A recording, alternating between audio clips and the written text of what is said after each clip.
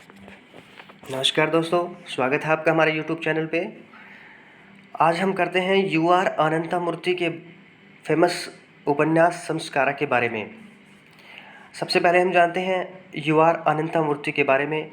इनका पूरा नाम उडुपी राजगोपालाचार्य अनंतमूर्ति था।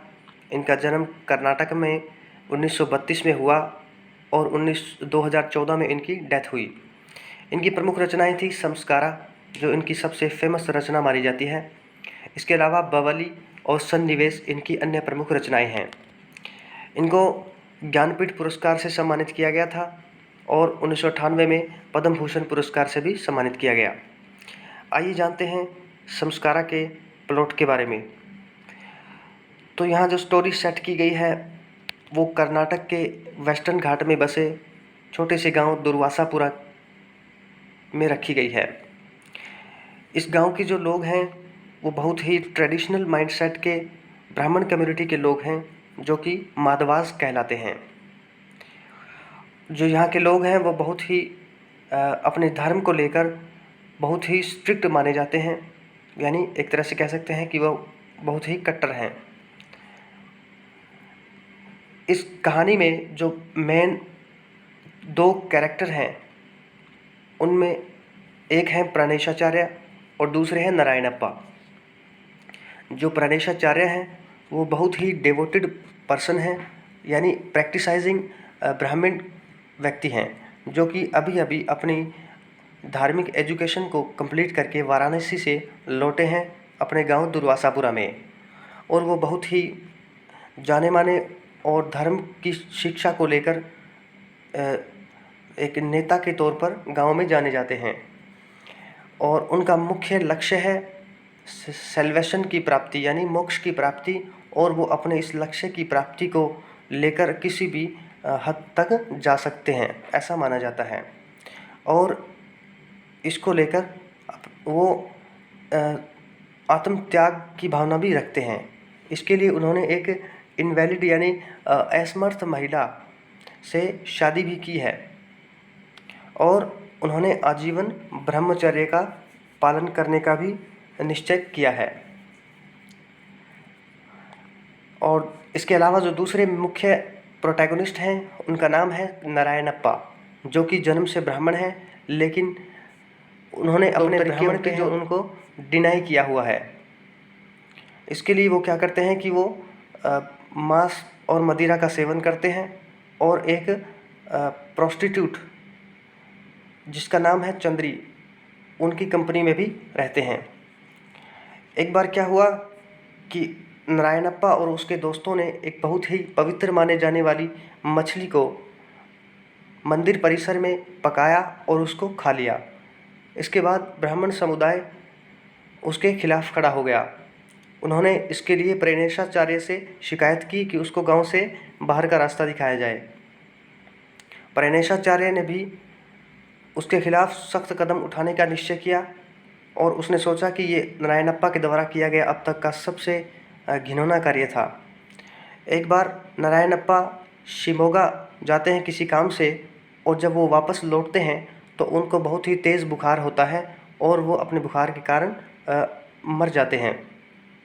इसके बाद जो ब्राह्मण समुदाय होता है वो उनके सामने बहुत ही विचित्र समस्याएं आ जाती हैं कि इसका क्रिमेशन कौन करेगा, यानी दाह संस्कार कौन करेगा। ब्राह्मण समुदाय के रीति रिवाजों के अनुसार एक डेड बॉडी को जल्दी से जल्दी उसका दाह संस्कार कर दिया जाना चाहिए, लेकिन कोई भी ब्राह्मण व्यक्ति नारायणप्पा की डेड बॉडी को क्रीमेट करने के लिए राज़ी नहीं होता है।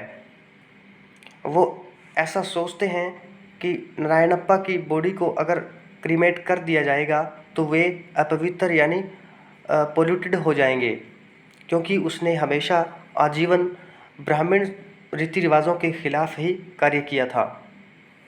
हालांकि ब्राह्मण जो रीति रिवाज हैं वो उसमें ऐसा माना जाता है कि एक ब्राह्मण के मृत शरीर को एक नॉन ब्राह्मण क्रीमेट नहीं कर सकता है। प्राणेशाचार्य जो कि एक धार्मिक लीडर के तौर पे माने जाते हैं, उनको यह रिस्पॉन्सिबिलिटी दी जाती है कि इस समस्या का सलूशन ढूंढे।